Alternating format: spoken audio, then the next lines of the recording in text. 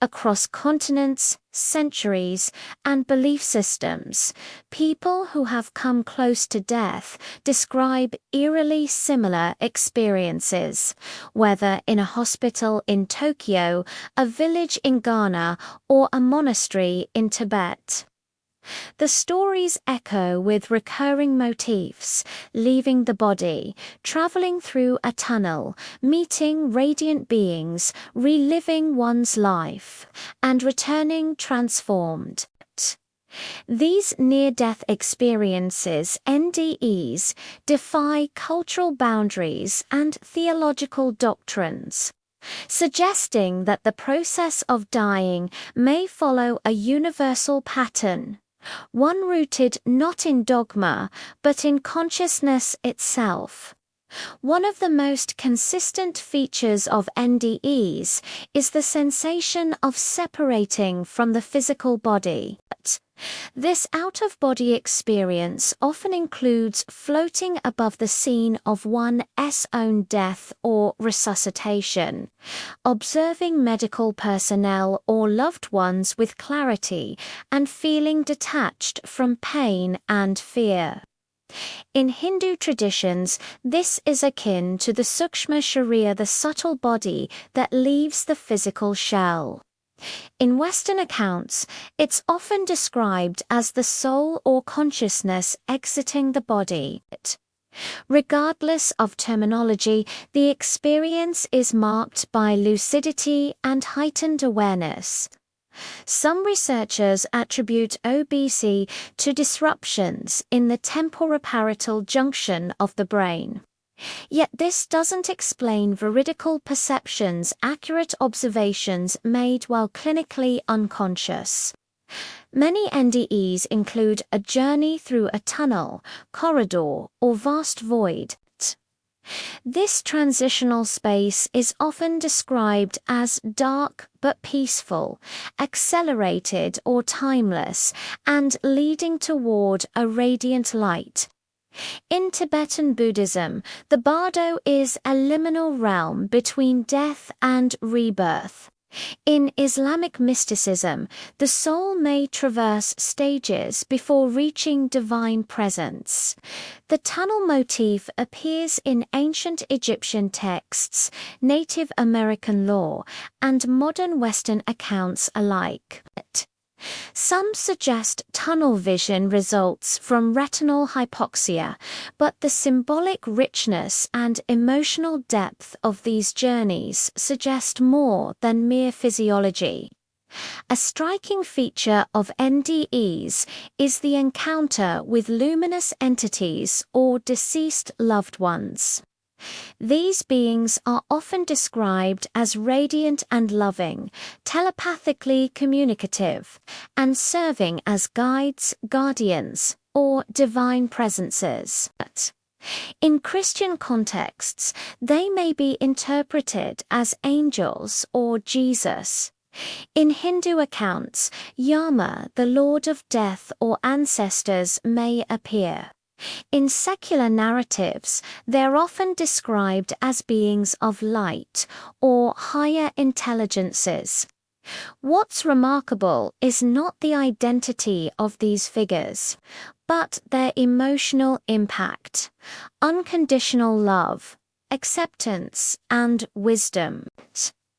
They often serve as gatekeepers or counselors, helping the experiencer understand their life and choose whether to return. Many NDEs include a vivid, instantaneous replay of one's life, often from the perspective of others affected by one's actions. This review is non-judgmental but morally illuminating, emotionally intense, and accompanied by deep insight into cause and effect. In Jewish mysticism, the soul reviews its deeds before judgment. In Tibetan texts, karmic imprints are revealed in the bardo. In secular accounts, the review often emphasizes empathy, feeling what others felt because of one's choices. This suggests that moral cognition and empathy may be intrinsic to consciousness, not merely learned behaviors. Perhaps the most transformative aspect of NDEs is the overwhelming sense of unity and love.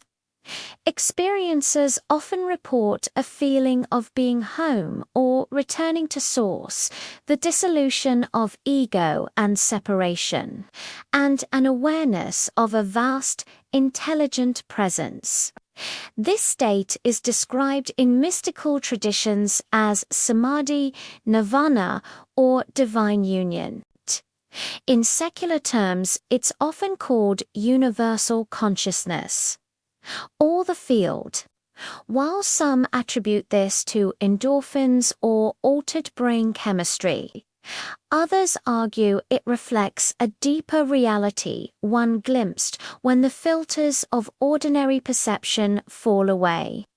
Despite the beauty and peace of the experience, many NDEs end with a decision point.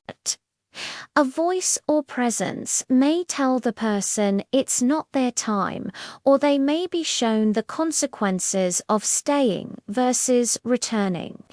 Some choose to return for loved ones or unfinished purpose.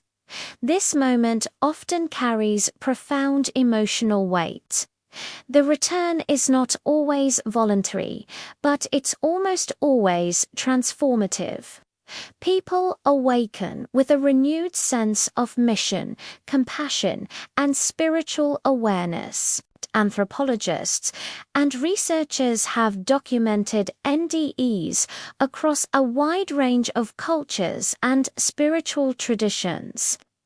Tibetan Buddhism describes bardo states and karmic reviews. Christianity includes visions of angels, Jesus, and heaven-like realms. Hinduism speaks of yama, ancestors, and tunnel-like passages. Indigenous traditions recount journeys guided by spirit animals or ancestors, and secular Western accounts often describe beings of light, panoramic life reviews, and a sense of cosmic unity. While the interpretations vary, the core motifs remain strikingly similar. This suggests that NDEs may reflect universal aspects of human consciousness, perhaps even a shared architecture of the dying process. The consistency of NDEs raises profound questions. Is consciousness non-local, capable of existing beyond the brain? Do these experiences reflect a deeper metaphysical reality? Could death be a transition rather than an end? While science continues to explore the neurobiology of NDEs, the emotional and spiritual impact of these experiences cannot be dismissed. They often lead to reduced fear of death, increased compassion and altruism, and a renewed sense of purpose and interconnectedness. Near-death experiences offer a rare glimpse into the mystery of death, not as a void, but as a journey across cultures and belief systems. They speak a shared language of light, love, and transformation. Whether interpreted through neuroscience, spirituality, or philosophy, they invite us to reconsider what it means to die and what it means to truly live.